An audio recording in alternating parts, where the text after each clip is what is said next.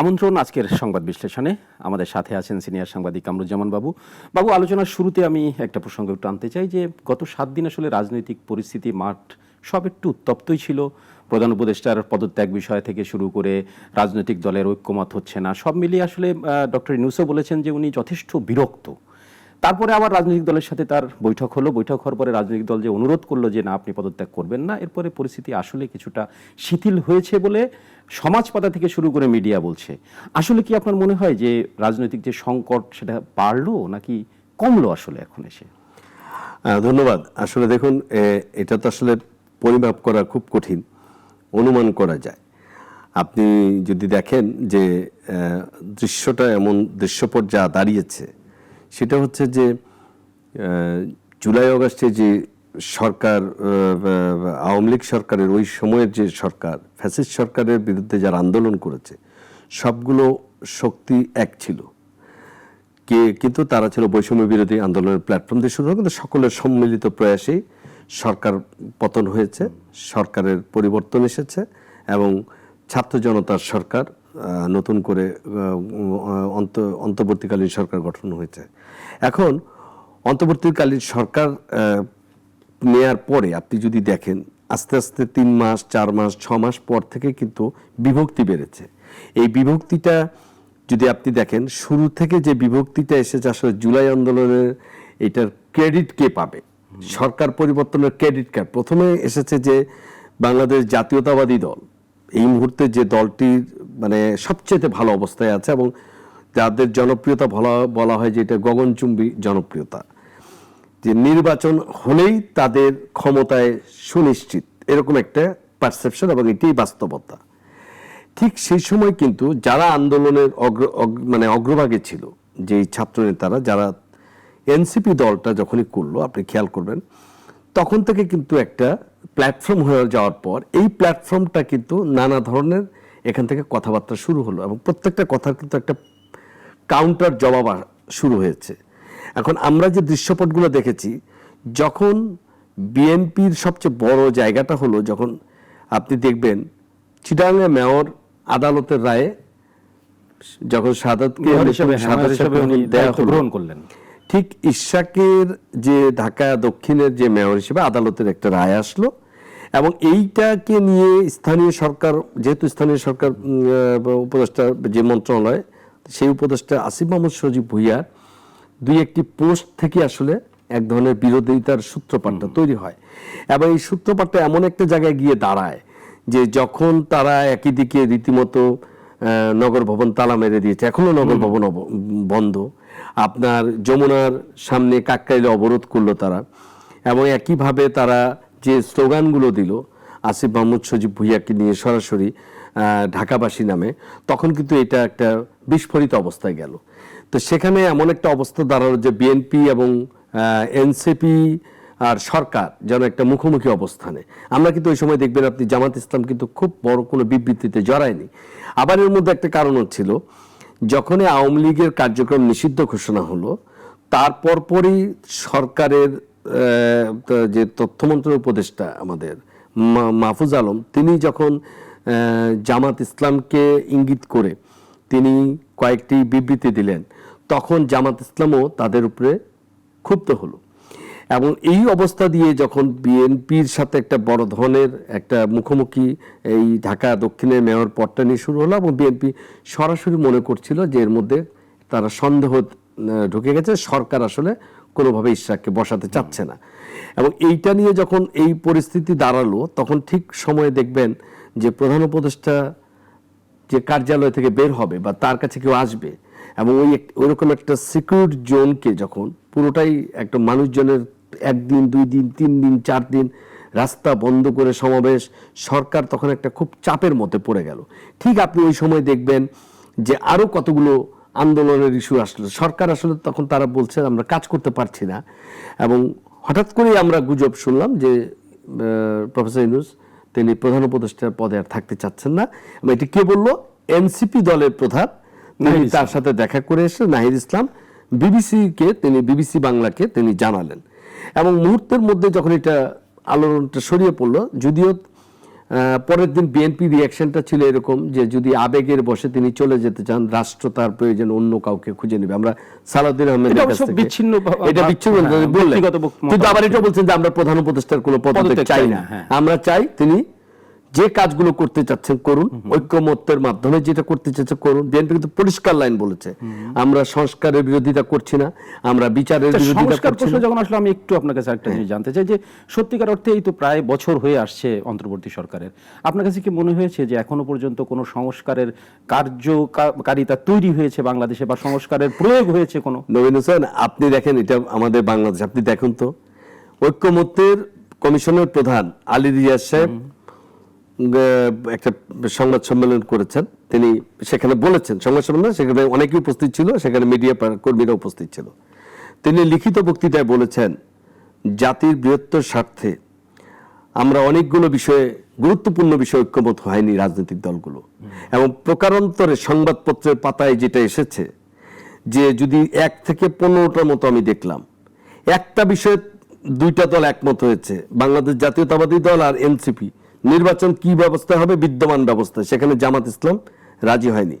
আরেকটা, আর বাকিগুলোতে বেশিরভাগে আপনাকে আমি বলি প্রধানমন্ত্রীর ক্ষমতা হ্রাস করার বিষয়ে বিএনপি একমত হয়েছে, হ্যাঁ একমত হয়েছে, এনসিপি একমত হয়েছে, জামাত ইসলাম একমত হয়েছে, বাকিগুলোতে ম্যাক্সিমামই বিএনপি নো, এনসিপি ইয়েস, মানে এনসিপি হ্যাঁ করেছে, জামাত ইসলাম কিছু কিছুতে সম্মতি দিয়েছে, কিছু কিছুতে তার একটা তাদের ভালো যে মত পার্থক্য এই রাজনৈতিক দলগুলোর, এটা তো এমনিতেই স্পষ্ট, তো স্বাভাবিকভাবে সেটার প্রভাব এই সংস্কারের বিষয়ে পড়বে। সংস্কার তো এখানে কি বলা আছে আপনি খেয়াল করবেন, প্রধান উপদেষ্টা বারবার বলছেন যে আমরা ঐক্যমত কমিশনের 7টি ঐক্যমত কমিশনের যে রিপোর্ট জমা পড়েছে সেখান থেকে আমরা সবগুলো রাজনৈতিক দলকে দিয়েছি, রাজনৈতিক দলগুলো তারা এসে আবার ঐক্যমত কমিশনের প্রধানদের কাছে তাদের সুস্পষ্ট ব্যাখ্যা প্রত্যেকেই দিয়েছে, লিখিত দিয়েছে। এখন লিখিত দিতে গিয়ে সেখান থেকে আপনি তো চুলচেরা বিশ্লেষণ করে করতে পারবেন না। যেমন ধরুন রাষ্ট্রের মূলনীতি বিষয়ে বিএনপি না করেছে যে পরের সংসদে, মানে নির্বাচনটা হবে পরের সংসদ হওয়ার পরে তারা করবে। আচ্ছা, বহুত্ববাদ গণতন্ত্র এনসিপিও না করেছে, বিএনপিও না করেছে, আপনি খেয়াল করে দেখবেন। নির্বাচন আগে কোনটা, স্থানীয় সরকার পরিষদ নাকি সংসদ নির্বাচন? বিএনপি সংসদ নির্বাচনের পক্ষে, একটা দল স্থানীয় সমাধান। আবার বলেছে যে এই নতুন সংবিধানের জন্য গণভোট করা বিএনপি না করেছে। এখন প্রধান উপদেষ্টা কিন্তু পরিষ্কার বলেছে যে আপনারা যারা যারা যেটা করতে চাচ্ছেন না, উনি কিন্তু একদম বলেছে যে আমরা বলবো জনগণকে ওয়েবসাইটে দিয়ে দিব, অমুক চাই না, অমুক চাই না। কিন্তু উনি এটাও বলেছেন যেসব বিষয়ে বেশিরভাগ রাজনৈতিক দল একমত হবে আমরা সেটা জুলাই সনদ হবে, এবং ঐক্যমত হলে সমস্যা সমাধান হয়ে যায়। এখন বিএনপির কথা হচ্ছে আপনারা করেন, এখন তো হয়ে গেছে। এখন আলী রিয়াজ সাহেবও বলেছেন যে জুলাইয়ের মধ্যে এটা সম্ভব, তো জুলাইয়ের মধ্যে কোনগুলো সম্ভব? এখন ফান্ডামেন্টাল কতগুলো জায়গা তো আপনার 3টা দল বা বেশিরভাগ দলগুলো একমত হচ্ছে না, এটা কি হবে? এখানেও আমাদের আশার বাতি কিন্তু মোহাম্মদ ইউনূস, কারণ উনিই তো প্রধান উপদেষ্টা, উনি ডাকলে সবাই একটা ছাতার নিচে আসে, উনি না ডাকলে তো আসে না, আমরা তো তাই দেখতেছি। তাহলে উনাকে আবার বসতে হবে। এখন উনিও তো একজন মানুষ, আপনি দেখেন 84 বছর বয়সে উনি এই সময়ে যেভাবে রাষ্ট্রের দায়িত্ব ওনার উপরে, এবং এত ছোট একটা উপদেষ্টা পরিষদ দিয়ে পুরো রাষ্ট্র চালাতে হচ্ছে, এর মধ্যে কত শত দাবি এসেছে। এর মধ্যে এখন আপনি বললেন সংস্কার, প্রথমে এনবিআরটা জাতীয় রাজস্ব বোর্ডকে 2টা ভাগে ভাগ করা হয়েছিল, এক দল কর নির্ধারণ করবে, মানে মোটা বাংলায় বলি, আরেক দল রাজস্ব আদায় করবে। পারছে 3 দিনের বিরতির পরে খুব স্বাভাবিকভাবে আন্দোলন হওয়ার মতোই সংস্কার পারে নাই সরকার উঠবে। এবার সচিবালয়ে সরকারি কর্মকর্তা কর্মচারীদের একটা চাকরি বিধি করা হলো, এটা পরে জানলাম এটা সংস্কারের অংশ, এটা অবশ্য আমরা আগে জানলাম যে এটা সংস্কারের অংশ। আচ্ছা, সেখানে অধ্যাদেশ পাস হয়েছে, অধ্যাদেশ জারি হয়েছে, জারি হওয়ার মাত্র পুরো সচিবালয়ে এক ধরনের গত 3-4 দিন ধরে একটা অচল অবস্থা, আন্দোলন শুরু হলো। তারপরে ভূমি সচিবের নেতৃত্বে 4-5 জন সচিব মন্ত্রিপরিষদ সচিবকে বলেছেন যে কিছু কিছু বিষয়, হ্যাঁ এটা আমি একজন নাগরিক হিসেবে বলে আমার কাছে মনে হয়েছে যে আপনি চাকরি বিধি করবেন, চাকরি বিধিতে যদি থাকে যে আপনাকে শোকজ করা হলো, শোকজ করার পরে আপনার জবাব দেওয়ার পরে একটা নির্দিষ্ট সময়ের মধ্যে আপনার চাকরি নাই হয়ে যাবে, আপনি কোনো আদালতে আশ্রয় নিতে পারবেন না, আত্মপক্ষ সমর্থনে আইনের যেতে পারবেন না। এইটা নিয়ে তাদের আপত্তি রয়েছে, এটা একটা বিতর্ক আসতে পারে। এখন সরকার যখন এই সিদ্ধান্ত নিয়েছে, আমরা জানি না যে স্টেক হোল্ডার বা যারা সরকারি চাকরি করে তাদের কারো মতামত ছিল কিনা। এখন সরকার তো সিদ্ধান্ত নিয়ে ফেলছে, সরকার গেজেট পাস করে ফেলছে, এখন এইটা কি অবস্থা দাঁড়াবে আমরা জানি না। তো কাল যখন সচিবালয় আন্দোলনটা হয় তখন আমরা দেখলাম চিটাগাঙে ছিলেন পথসভায়, সারা দেশ ভ্রমণ করছেন দক্ষিণাঞ্চল এবং উত্তরাঞ্চলের মুখ্য সমন্বয়ক, একদিকে সার্জিস আলম, একদিকে হাসনাত আব্দুল্লাহ। হাসনাত আব্দুল্লাহ চিটাগাং থেকে বলেছে যে আমরা যদি সংস্কারের অংশ হিসেবে সচিবালয়ে যারা এটা বিরোধিতা করবে, যারা ফ্যাসিবাদের দোসর তারা, এবং আমরা ছাত্র জনতা প্রতিহত করব। তার মানে কি, শুরু থেকেই আপনি বাধাপ্রাপ্ত হচ্ছেন। এখন এটা করতে গেলে এইটা আসছে আপনার একটা নির্দিষ্ট শ্রেণী গোষ্ঠীর মধ্যে। যখন আপনি আপামর জনসাধারণের জায়গায় রাজনৈতিক দলগুলোর যদি ঐক্যমত না আসে, আমরা সরকারকে খুব বেশি দোষ দিতে পারবেন না আপনি। কারণ এখন তাহলে কি হয়েছে, বিএনপির জাবিত যুক্তিটাও কিন্তু মানে ফেলে দিতে পারছে না যে আমরা এটা প্রস্তাব আসলো, আপনারা প্রস্তাব দেন, সামনে নির্বাচন দেন, যারা নির্বাচিত হয়ে আসবে তারা সংসদে যাবে, যে আলোচনাগুলো করবে, সংসদ যেটা পাস করবে সেটাই এলাও। যদি আমরা একটু অন্যভাবে হিসাব করে দেখি তাহলে যে সংকট যেটা ছিল সেটা কিছুটা কমেছে, কারণ আমাদের প্রধান উপদেষ্টা স্পষ্ট করেই প্রথমে যা বলেছেন এখনও তাই বলছেন যে আমি জুনের পরে একদিনও 30 জুনের পরে একদিনও আমি ক্ষমতায় থাকবো না। তার মানে ধরে নিচ্ছি আমরা যে 30 জুনের ভিতরে একটা নির্বাচন প্রক্রিয়া আসবে। বিএনপি যদিও বলছে, তারেক রহমান নিজেই বলেছেন যে আমরা ডিসেম্বরের ভিতরেই নির্বাচন চাই, বাট আশা করছি যে ওনারা হয়তো সেই জুন পর্যন্তই কম্প্রোমাইজে যেতে পারেন, এটা হয়তো যদি তারা চিন্তা করেন তাহলে এক্ষেত্রে সংকট মনে হয় কিছুটা কমলো। কিন্তু যদি সংস্কারের বিষয়ে আপনি আসেন, যেটা এনসিপি বা অন্যান্য রাজনৈতিক দল বলছে, বা আরো যেসব কার্যক্রম রয়ে গেছে সেটাও যদি বলেন, তাহলে তো সংকটটা মনে হয় বেড়েই গেল। আচ্ছা, এখন দেখেন, আপনি তো আপনি নির্বাচন বলছেন, সংস্কার বলছেন, মাঝখানে তো একটা আরেকটা গুরুত্বপূর্ণ বিষয় এখনো আসেনি, বিচার। আচ্ছা দেখেন, বিএনপি সংকট কাটলো কোনটা, একটা উৎকণ্ঠার মধ্যে পড়ে গেছিল দেশ, আবার এর মধ্যে সেনাবাহিনীর সাথে একটা আলোচনা হলো, সেনাবাহিনীর সাথে সরকারের একটা দূরত্ব বেড়ে গেছে, এটা আরেকটা পার। ওইটার কি অবস্থা আসলে ভিতরের ঘটনা কি আমরা জানি না কেউ, কিন্তু শোনা গেছে, জানা গেছে, অনেক বিবৃতি এসেছে, সেনা দরবার নিয়েও কথা এসেছে, সরকারের থেকে প্রশ্ন উঠেছে, ছাত্রনেতারা বলছে সেনাপ্রধানকে এটা বলতে পারে কিনা ডিসেম্বরের মধ্যে নির্বাচন। দেখেন না, এখানে আমি একটা প্রশ্ন আপনাকে করতেই হবে, সেটা হচ্ছে যে উনি যখন বলেছিলেন যে 18 মাসের ভিতরেই আমরা একটা নির্বাচনের ব্যবস্থা করব, তখন কিন্তু দেশে কোনো অন্তর্বর্তী সরকার ছিল না, তখন কিন্তু উনি ঘোষণাটা দিয়েছিলেন। না, রয়টার্সের সাথে না, পরে রয়টার্সের যখন সেনাপ্রধান আপনি না, আমি একটু মনে করে দিই আপনাকে যে 5 আগস্ট শেখ হাসিনা পালিয়ে যাওয়ার পর যখন আনুষ্ঠানিক ঘোষণাটা আসলো, তখন কিন্তু সেনাপ্রধানই জাতির উদ্দেশ্যে প্রথম ভাষণটা দিয়েছেন, কিন্তু সেই ভাষণেই কিন্তু উনি 18 মাসের সেই জায়গায় বলেছিলেন। আমি বলি যে আমরা একটা অন্তর্বর্তীকালীন সরকার গঠন করব, উনি বলেছেন। পরবর্তীতে তিনি রয়টার্সে প্রথম যে ইন্টারভিউটা দিলেন সেখানে বলেছেন আমরা 18 মাসে একটি নির্বাচন করার শর্তে সরকারকে সম্পূর্ণ সমর্থন দিয়ে যাচ্ছি। তার মানে তখন থেকে লোকে ধরে নিয়েছে এটা 18 মাসের জন্য আছে। দেখেন, একটা বড় ভুল হয়ে গেছে আমি বলবো, আমাদের তৎকালীন আন্দোলনের ফসল ঘরে তুলতে হয় সময় থাকতে। প্রায় আপনি 5 তারিখ থেকে 8 তারিখ পর্যন্ত সরকার ছিল এই দেশে, রাষ্ট্রপতির নামে সরকার চলেছে, আর আল্লাহ উপরা ছিলেন, কারণ আইন শাসন ছিল না, মানুষের কোথাও কোনো প্রতিকার ছিল না, কিন্তু আল্লাহ চালিয়েছেন, এটাই আমরা বাস্তবতা। এখন 8 তারিখে হওয়ার পরে তো আমাদেরকে প্রথম পরিষ্কার করা দরকার ছিল যে এই অন্তর্বর্তীকালীন সরকার এসেছে, এই সরকার কতগুলো এই দেশের 54 বছরের দেশে যা হয়েছে আর আমরা হতে দিব না, আর কোনো হত্যাকাণ্ড হতে দিব না, আমরা দেশকে সঠিকভাবে পরিচালিত করার জন্য একটা রূপরেখা তৈরি করব। এই রূপরেখা তৈরি করতে আমার 3 বছর সময় লাগবে। আপনি কিন্তু বলেন নাই, আমরা বলেছি বারবার কি জনগণ যতদিন চাইবে। এই জনগণটা কে ভাই, কোথায় যাচ্ছে, জনগণটা কোথায় চায়? আমার মাঝে মধ্যে খুব হাসি পায়। জনগণ, আমি সব রাজনৈতিক দলও বলছি না, সরকারও, আমি 1 ভোটের মালিক, আপনিও তো 1 ভোটের মালিক।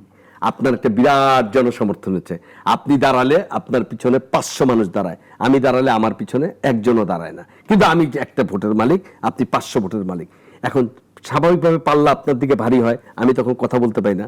প্রশ্নটা হচ্ছে তখন যা আপনি পরিষ্কার করেননি, এরপরে সেনাপ্রধান দেশে কিন্তু ওই সময় আপনি খেয়াল করবেন টালমাটাল অবস্থা, সেনাপ্রধানকে রয়টার্স কানেক্ট করেছিল, সেনাপ্রধান একটা বক্তৃতা দিয়েছে, তখনও সরকার কিন্তু এটার কোনো প্রতিবাদ করেনি।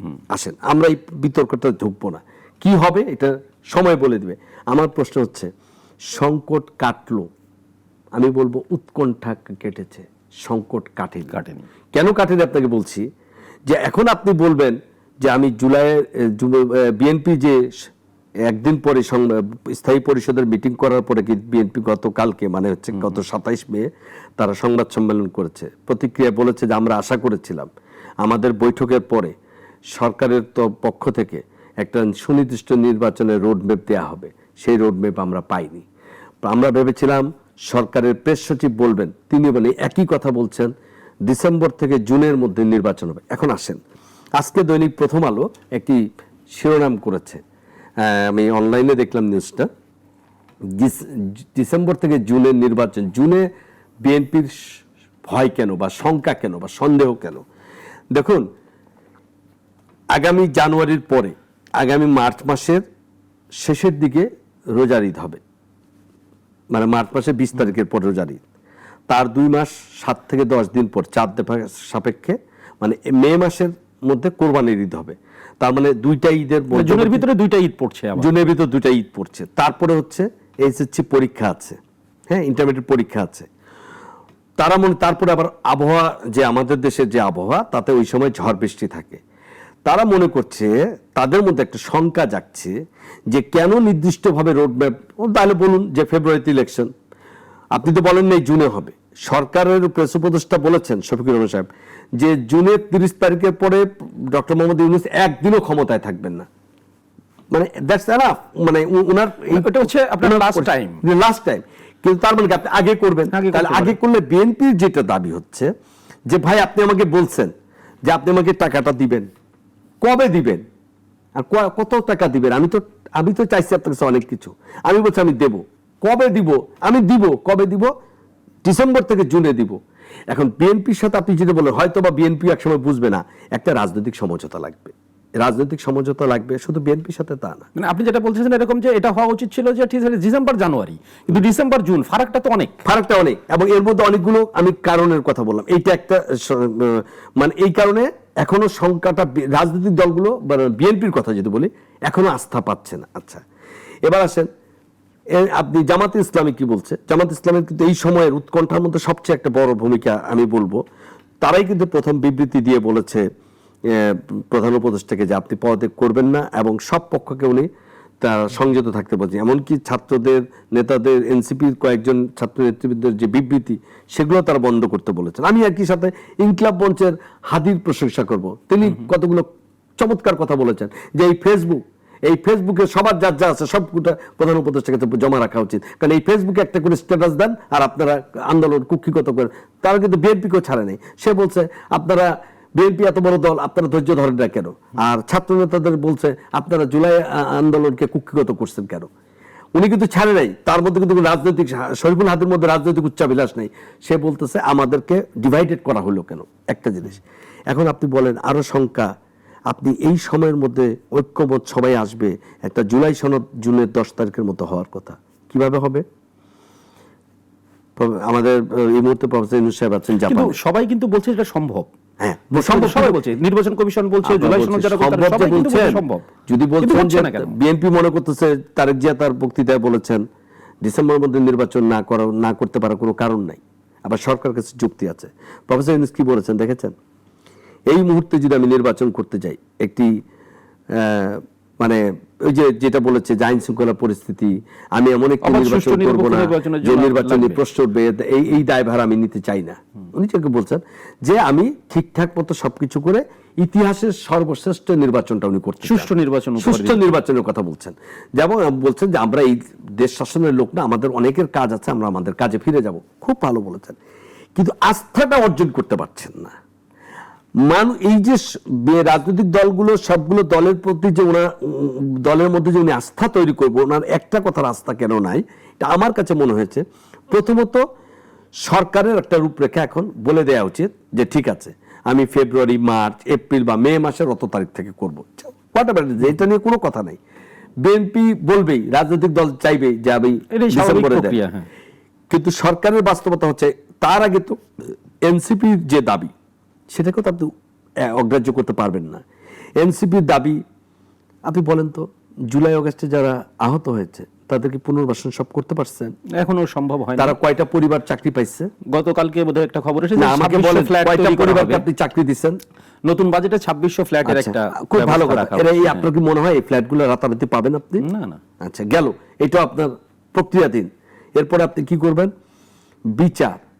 এই বিচারটা নিয়ে আমার একটা প্রশ্ন আছে, বিচারটা আসলে কিভাবে চায়? একটা বিচার হচ্ছে ট্রাইব্যুনালে, জানুয়ারিতে একটা ট্রাইব্যুনাল গঠন হওয়ার কথা, জানুয়ারি মাসে, সেটা হাসান আব্দুল্লাহ বলছে মে মাসে শুরু হয়ে কার্যক্রম শুরু হয়েছে কেবল। আপনার যতগুলো মামলা, একটা বলেন তো, এক একটা মামলায় 200 করে আসামি, তদন্ত করতে বলবে, তাই না? তদন্ত যদি 200 আসামির বিরুদ্ধে তদন্ত করতে চায়, 2 দিন করে লাগলেও একজন আয়ের পক্ষে কি 200 আসামির মামলা তদন্ত করে চার্জশিট হওয়া সম্ভব? তাহলে 400 দিন লাগবে। 400 দিন মানে কয় মাস? এরকম কয়শো মামলা হয়েছে? আমাদের কথা ছিল যে মামলাগুলোকে আসলে আমরা দেখব যে কোনগুলো মামলা ভ্যালিড, সেই মামলাগুলোকে রেখে কোনগুলো হচ্ছে মানুষকে হ্যারাসমেন্ট করা। কারণ আপনি তো মানুষকে, সাধারণ মানুষের মামলা দিয়ে হয়রানি করতে পারবেন না। যে দোষী তার বিচার আমিও চাই, যে দোষী না তার বিচার কেউই চাবে না। এখন এগুলোকে ফাইন্ড আউট করে লোয়ার কোর্টে মামলা করা, হিয়ারিং করা, সাক্ষী সাবুত দেওয়া, তারপরে বিচারের রায় দেয়া, সেই রায়ের পরে জজ কোর্টে আপিল হবে, জজ কোর্টে হাইকোর্টে আপিল হবে, হাইকোর্টের পর সুপ্রিম কোর্টে যাবে।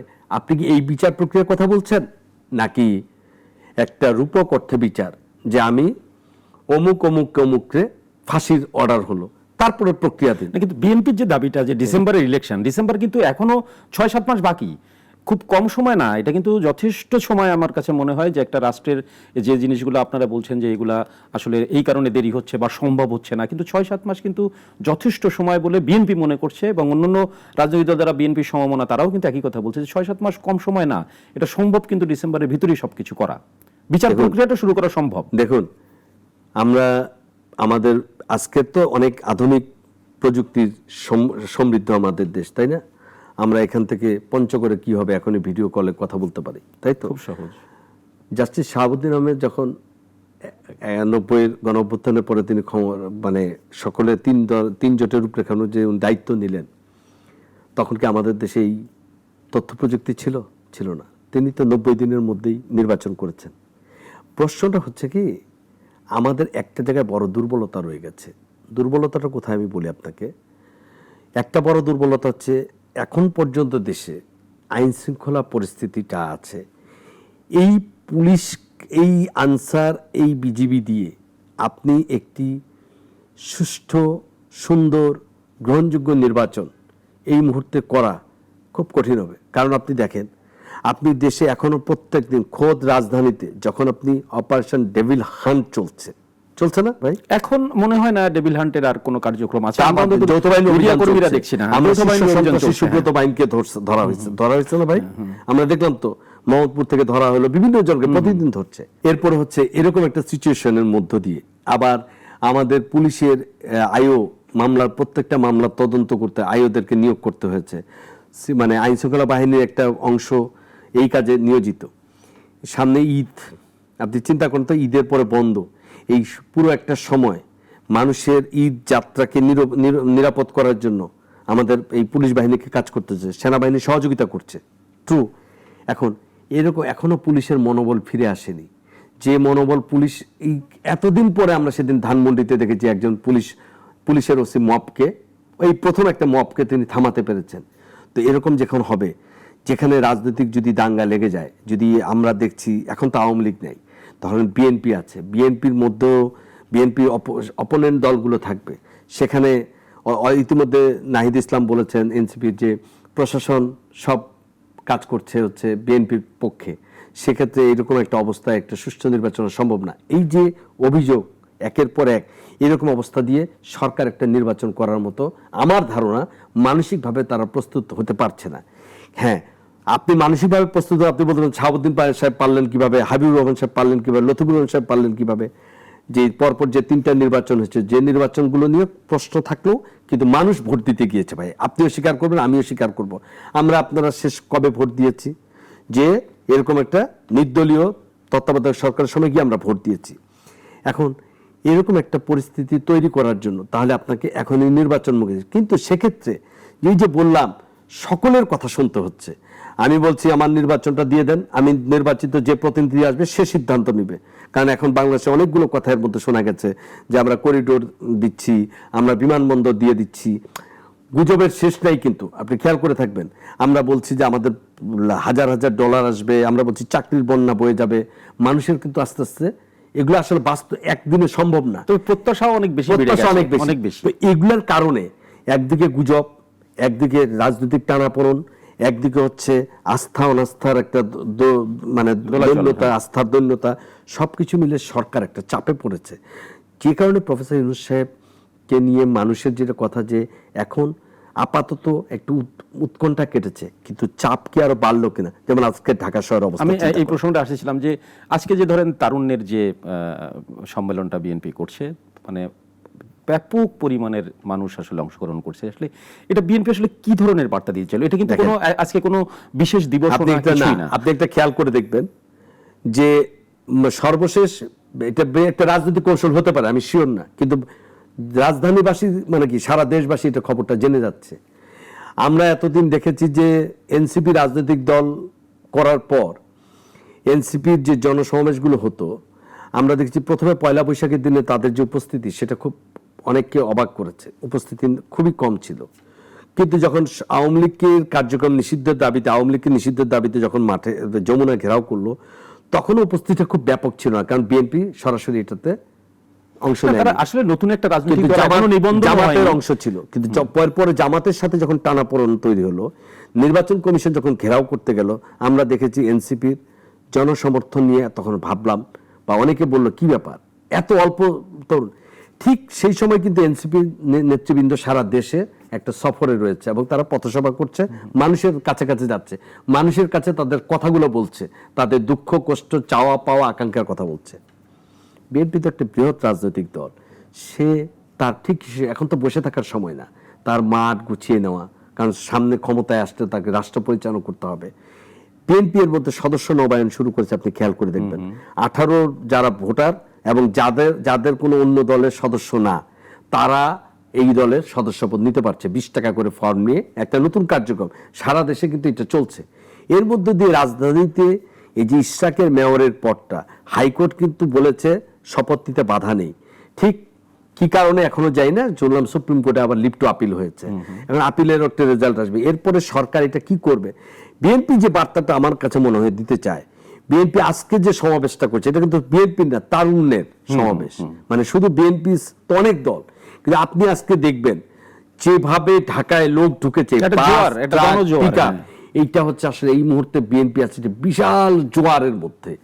বিএনপির নামের, বিএনপি খুব স্বাভাবিক, বিএনপি তার এই শক্তি, এটা কিন্তু খারাপ অর্থে না, বিএনপি দেখাচ্ছে তার জনসমর্থন, এবং এইটা বিএনপিও যে তারুণ্যকে নিয়ে এগুতে চাচ্ছে আগামীতে, সেটারও একটা ইঙ্গিত। একটা কথা বলতেছে, অনেকে বলতেছে যে বিএনপির সিনিয়র নেতৃবৃন্দর কথাবার্তা আমাদের তরুণ ছাত্র নেতাদের অনেকে প্রশ্নবাণে বিদ্ধ করছে যে আপনারা বুড়ারা কেন আছেন, তরুণরা কেন সামনে নাই, আজকে তো করে দেখাই দিল। আসলে আমার কাছে মনে হয় কি, ধরেন আপনাকে একটা কথা বলে, আপনি ধরেন আপনি একটা বাড়ি বানাবেন, আপনি যদি হঠাৎ করে বলেন যে বাংলাদেশের সবচেয়ে সেরা বাড়িটার মতো আপনি বাড়ি বানাবেন, এটা একটা বোকামি সিদ্ধান্ত, কারণ আপনার বাড়িটা আপনার মতো হবে, ওইটার মতো হবে। বিএনপি আজকে না, বিএনপি বুঝতে হবে এই বিএনপি দলটা প্রতিষ্ঠাতা কি, কারা ছিল এটাতে, কত বছর রোদ পুরায়ে তারপরে এসে বেগম জিয়ার নেতৃত্বে 91 সালের ক্ষমতা এসেছে, পরপর 3 বার দলটি ক্ষমতা এসেছে, আবার বেগম জিয়াকে রাজনৈতিক প্রতিহিংসার শিকার হতে হয়েছে। মানে আপনি যদি দেখেন এনসিপির বা অন্য দলের, এনসিপি সাথে বিএনপির তুলনা এখন যেটা উচিত ছিল রাজনৈতিক সমঝোতা, বাংলাদেশকে যদি সকলেই আসলে আমরা চিন্তা করি যে বাংলাদেশটাকে আমরা আর কোনো হিংসা প্রতিহিংসা হানাহানি, আপনি একটা জিনিস মানবেন যে সবাই এখন আসলে নির্বাচনটা চাচ্ছে, এটা বাস্তব, হ্যাঁ এটা হচ্ছে, এটা কিন্তু এখন বলি আজ থেকে 3 মাস 4 মাস আগে নির্বাচন চাওয়ার বিষয়টা ছিল না। আরেক মিনিটে শেষ করে দিই, আমাদের ওই যে শরীফুল হাদির কথাটা আমার ভালো লাগে, এই ফেসবুক একটা বড় যন্ত্রণা, বড় সমস্যা তৈরি করছে, কথা নাই বার্তা নাই, যখন এমনি একটু আস্থা পাচ্ছেন হঠাৎ করে লিখে দিবে বলুন জনগণ আগামী 5 বছরের জন্য ডক্টর ইউনূসকে ক্ষমতা দিতে। ডক্টর ইউনূসকে বলছে একবারও, উনি তো বলছে আমি থাকতেই চাই না। এই যে কিছু লোক উদ্দেশ্য উৎসাহী করে, আমার মনে হয় রাজনৈতিক দলে যারা নেতৃবৃন্দ রয়েছেন তারা এক কাতারে থেকে যার যার আদর্শ সেখানে রাখেন, কিন্তু দেশ কখনো দেশে অস্থিরতা তৈরি হয় এমন কোনো বিষয়ে বিরাগভাজন না হওয়া। আমরাও এই প্রত্যাশা নিয়ে আজকের সংবাদ বিশ্লেষণ শেষ করছি। দেশে একটা সুন্দর সুষ্ঠু প্রধান উপদেষ্টা ঘোষিত যে রোডম্যাপ, সেই অনুযায়ী যদি নির্বাচন হয় সুষ্ঠু এবং সুন্দরভাবে হোক, সেই প্রত্যাশা নিয়ে শেষ করছি। দর্শক ভালো থাকবেন, সুন্দর থাকবেন।